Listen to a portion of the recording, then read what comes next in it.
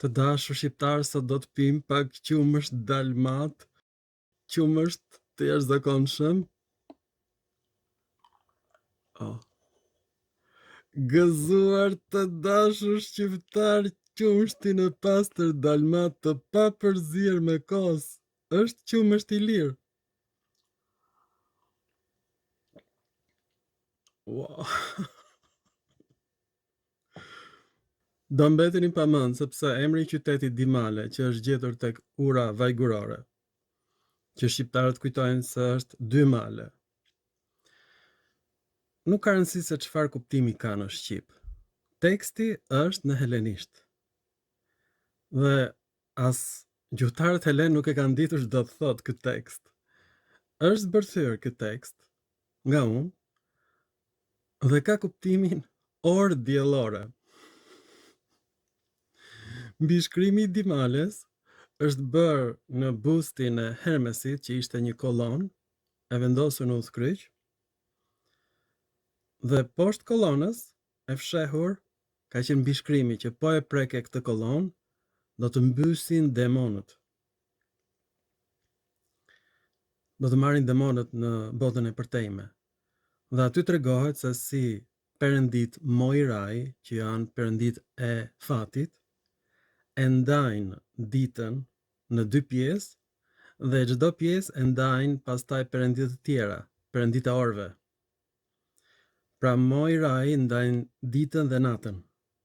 Pastaj 6 orë natës dhe 6 orë të ditës i ndajnë perëndit e orëve. Ky është mbishkrimi të dashur shqiptar në Dimale. Do të thotë e ndarë për gjysmë. Kjo është çmenduri. Grekët thonë që këto janë 2 fije leshi. Shqiptarët thonë këto janë 2 male. Mbishkrimi thotë ndarja e ditës dhe e natës në 2 pjesë nga perëndit Moirai dhe pastaj ndarja e këtyre pjesëve në pjesë më të vogla që quhen orët, nga perëndit e orëve. Ishte një orë diellore të dashur shqiptar, busti i Hermesit, që mbante vetëm kokën e Hermesit dhe organin mashkullor të Hermesit, pra përfaqësonte një organ mashkullor kolona e Hermesit. Dhe tani, kjo është çmenduri, kjo që ka ndodhur, gëzuar.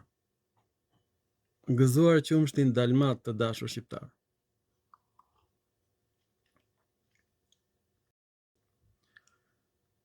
Jo vetëm shqiptarët, arkeologë shqiptarë se kanë kuptuar fjalën Dimale, por as grekët jo. 2 gunat e leshit, sqetullat me lesh, kështu e shpjegojnë ata në një enciklopedi ku kanë mbledhur të gjitha zbulimet e mia, dhe aty duhet të paguash 1200 euro për të lexuar zbulimet e mia që janë falas në YouTube. Po ashtu në Akademia Edu, janë të gjitha falas. Po ashtu dhe fjalori gjuhëve indo-europiane është falas. Dhe ka qenë falas që në vitin 2004 vazhdon të mbetet falas, dhe Akademia e Shkencave të Shqipërisë akoma nuk e merr ta botoj falas në Tiranë. Nga unë. Falas. Jo vetëm kaq, por televizionet private në Shqipëri nxjerrin sharlatan që thonë toka është e sheshtë. Dhe tani, i njëjti mbishkrim i gjetur në orën diellore në Dimale është shpjeguar, ky mbishkrim, në një teori që quhet teoria e numrave nga Theoni i Smirnës. Është çmenduri kjo që ka ndodhur. Grekët të dashur shqiptar, gjatë gjithë kohës, që në kohë të lashta dhe deri në ditët e sotme kanë thënë toka është e rrumbullakët, është sferike. Dhe kanë vërtetuar atë me teorinë e numrave. E kuptoni apo jo? Grekët nuk thonë toka është e sheshtë, e kanë provuar në mënyrë matematike që është e rrumbullakët se të gjithë planetët e tjerë si dielli dhe hëna të dashur shqiptar, pse duhet ishte toka ndryshe? Logjike apo jo? Dhe grekët kanë thënë që toka rrotullohet rreth diellit. së bashku me planetet të dashur shqiptar, por çmenduria më e madhe është kjo. Theoni i Smirnës, së bashku me matematikanët grek në Azinë e Vogël dhe pastaj në Aleksandri, bibliotekën e ngritur nga gjeneralët e Aleksandrit të Madh në Egjipt. Këta matematikan kanë provuar diçka që nuk dihet akoma nga shkencëtarët, nuk është përkthyer, e kanë përkthyer unë sot. Ata kanë thënë që raporti i planeteve, largësia midis tyre dhe nga dielli është në përpjestim me notat muzikore, të cilat janë përfaqësuese të thyesave në matematik, të numrave primar. Kjo është çmenduri. Do me thënë, sipas tyre, e provuar, është se largësia midis planeteve, orbitat e tyre, nuk janë të rastësishme. Përfaqësojnë numrat primar dhe numrat e thyesave. Është çmenduri kjo që ka ndodhur. Teoria e tyre është më e mirë se teoria e Albert Einsteinit të dashur shqiptar. E kuptoni apo jo që të gjithë planetët janë raport me njëri tjetrin dhe me diellin. Dhe kjo përfaqëson numrat primar në matematik. Pra nuk janë të rastësishme orbitat e planeteve të dashur shqiptar. Hajde, pim pak qumësht tani se është qumësht i pastër, pa kos, të dashur shqiptar, qumësht dalmat, qumësht i lirë, që vjen drejt për drejt nga asiset e deleve. Ju bëft mirë, toka e shesht e stacioneve private të dashur shqiptar. Të dashur shqiptar, sot do të mësojmë origjinën e perëndisë së harmonisë. Ç'kuptim kishte ajo tek shkencëtarët helen? Si lindi harmonia, nëna e Ilirit të dashur shqiptar? Për të kuptuar origjinën e harmonisë, duhet shkojmë tek autorët e platonizmit, ata që menduan që e gjithë bota është krijuar nga një perëndi e vetme. Pra, kristianizmi i ka rënë tek platonizmi. Platoni hedh poshtë të gjitha perënditë e Olimpit dhe tregon që e gjithë bota është ndërtuar sipas rregullave matematike. Këto ide zhvillohen më tej dhe aty nga shekulli i parë pas Krishtit dalin në mënyrë të përsosur me teorinë e Theonit të Smirnës. Fjala Theon është në fakt një emër që do të thotë i perëndishëm, nga fjala Theos, që do të thotë Zot. Pra teoria e numrave është në të njëjtën kohë teoria e zotave abstrakte. Për jetën e Theonit të Smirnës dihet fare pak. Një bust i krijuar pas vdekjes së tij dhe i dedikuar nga djali i tij u zbulua në Smirnë dhe historianët e artit e datojnë atë rreth vitit 135 pas Krishtit.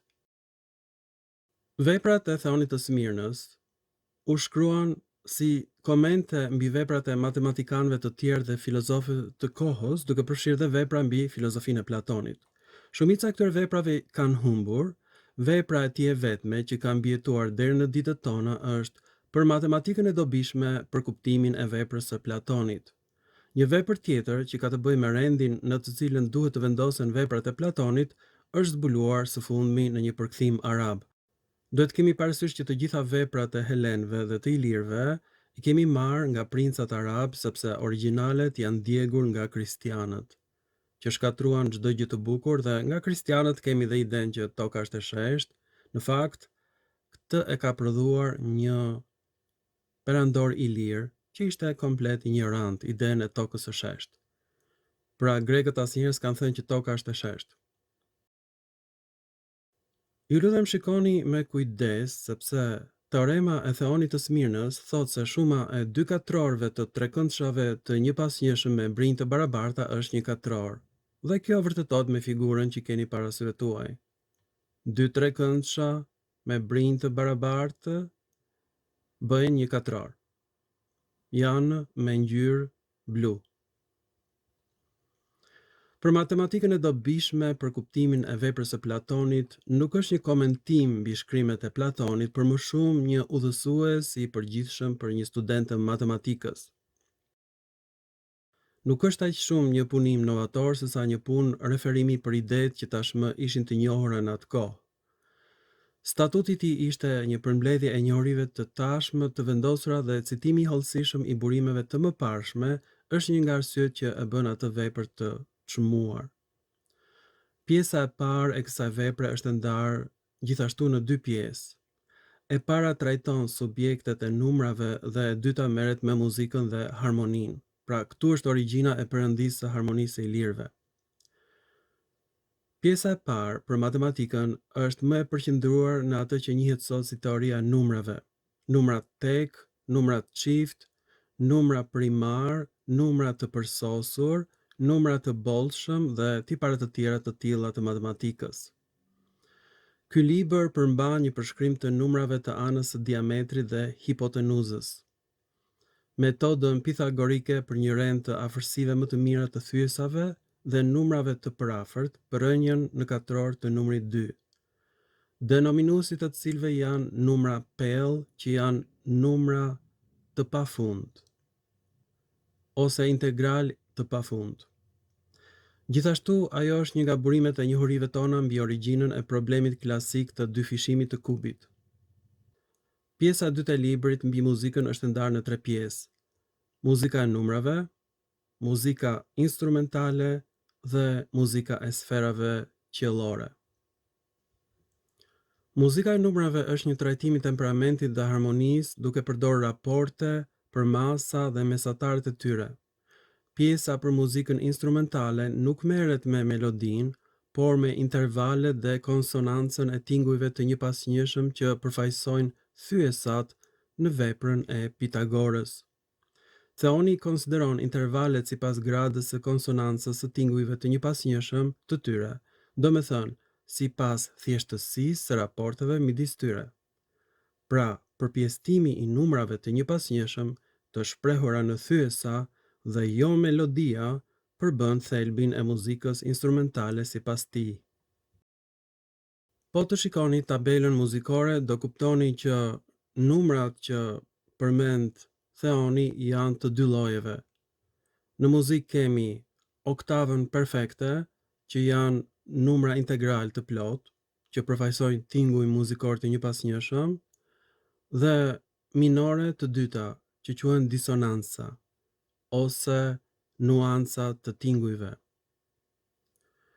Pra janë përfaqësuese të thyesave në numra. Këto quhen numra iracional, jo të vërtet, sepse janë numra jo të plot. Oktava është numri i parë me raportin e thjesht 2:1. Pra është dhe thyes, por dhe numri plot. Kjo është ndërtuar mbi numrin bazë. Ai gjithashtu i konsideron ato sipas distancës së tyre nga njëri tjetri.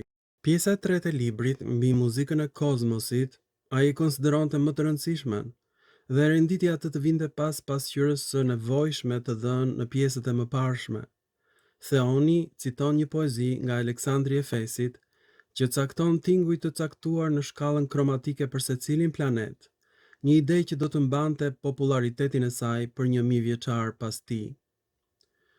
Libri i dytë është astronomia dhe ky libër është mbi planetet, për diellin, për okultacionet, domethënë kur një objekt pengon një objekt tjetër qiellor, tranzitet, kur një objekt kalon mbi një objekt tjetër, dhe kryqëzimet, kur dy objekte kryqëzohen me orbitat e tyre në qiell, dhe në fund eklipset, duke përfshirë eklipsin e hënës dhe atë të diellit, që ai shpjegonte në mënyrë matematike. Dhe tani vim tek harmonia ose nëna e ilirit. Theoni i Smirnës ishte një filozof i madh i harmonisë dhe ai diskuton semitonet në traktatin e tij ose gjysmëtingujt. Ka disa semitone që përdoren në muzikën greke, por nga këto dy janë shumë të zakonshme. semitoni diatonik me vlerën 16-15 dhe semitoni kromatik me vlerën 25-24 janë dy semitonet më të përdorura, pra janë numra iracional të përfaqësuara nga thyesa. Në këtë kohë, Pythagorianët nuk mbështeteshin në numra iracional për të kuptuar harmoninë dhe logaritmet për këto semitone, sepse këto janë numra iracional dhe numra jo të vërtet ishin të rrezikshme, njerëzit e zakonshëm nuk i kuptonin thyesat dhe Pythagorianët kishin frikë se mos kryqëzoheshin pra nga turmat ignorante dhe i mënjanonin këta numra nga filozofia e tyre.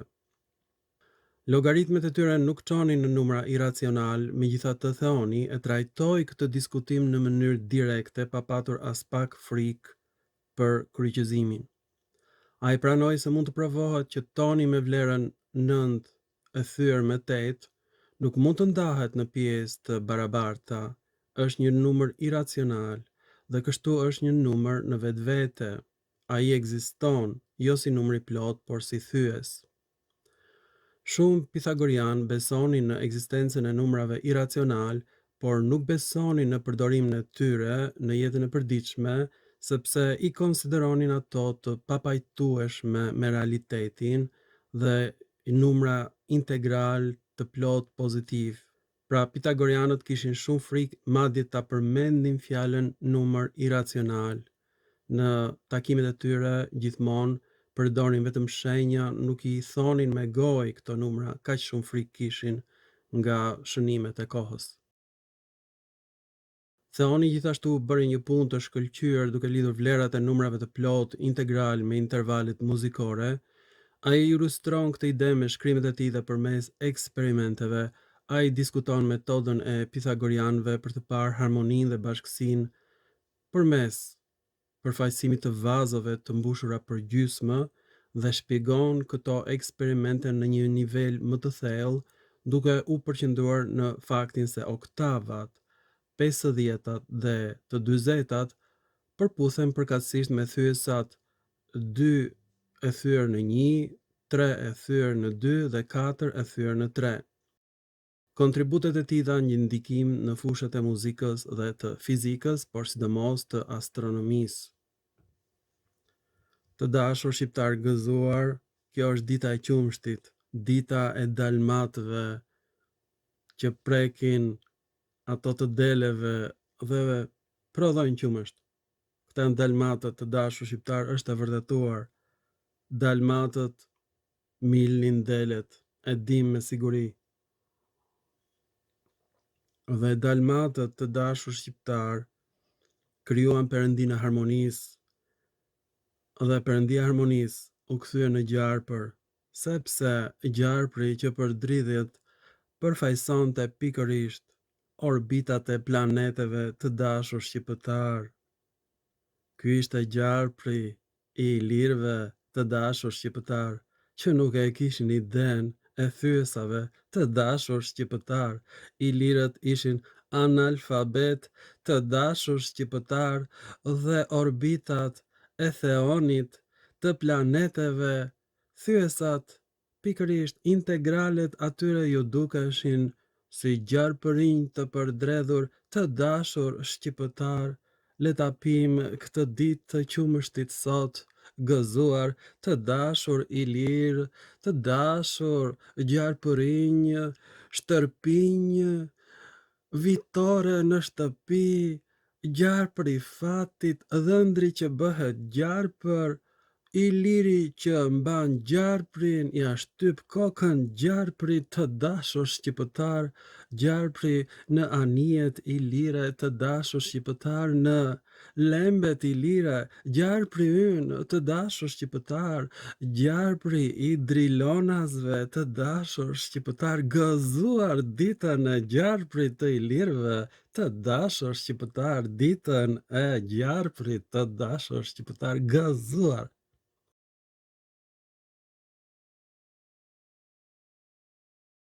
Pra ajo që zbuluan grekët, ideja e numrave iracional, largësia e notave nga njëra tjetra, është identike me largësinë e planeteve nga dielli, e llogaritën, të dashur shqiptar, nga observatorët astronomik të ngritur në Smirna, të ngritur gjithashtu në Aleksandri, duke vrojtuar planetet.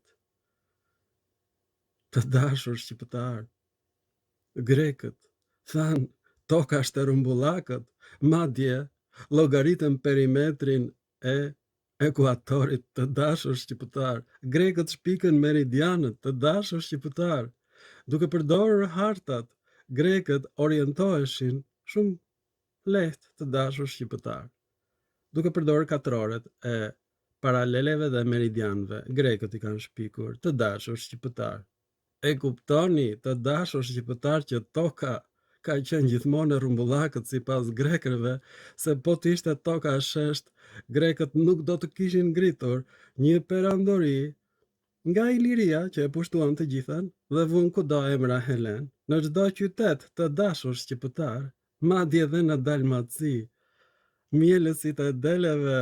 Të dashur shqiptar, Helenët u avun. Edhe deri në Indi vajtën Helenët. Të dashur shqiptar, pushtuan Egjiptin, pushtuan Persin. Të dashur shqiptar, Helenët pushtuan Babilonin. Të dashur shqiptar, e kuptoni apo jo? Ndërsa ju në malet e Shqipërisë ju arritët t'i milni delet të gjitha. Të dashur shqiptar, dhe nganjëherë mëllët edhe ndonjë dash. Të dashur shqiptar, ndoshta u përzi e qumshti me Kosin, nuk e di se çfarë ndodhi me juve. Të dashur shqiptar, nuk e di. Gjyshrit tanë e din, mund të kenë pirë pa dashur edhe qumësht dashi. Sepse ajo që ndodhi me trurin e ilirëve është një fatkeqësi, që t'jesh pranë Helenëve dhe në shekullin e 21 të dalësh në televizion dhe të thuash që toka është e sheshtë. Të dashur Drilonas, gëzuar ditën e gjarprit. Të dashur shqiptar, gëzuar ditën e harmonisë, Perëndis, nëna e Ilirit, që në fakt harmonia, distanca e planeteve të rrumbullakët, nga toka dhe nga dielli i rrumbullakët. Të dashur Dalmat, gëzuar ditën e qumshtit. Sot është ditë dalmate. Të dashur shqiptar, dita e mbishkrimit në dimale. Të dashur shqiptar, ora diellore Helene. Të dashur shqiptar, në dimale, gëzuar të dashur shqiptar ditën e orës në dimale. Gëzuar të dashur shqiptar, është një ditë e veçantë. U deha duke pirë qumështin dalmat. Të dashur shqiptar, është një pije e mrekullueshme.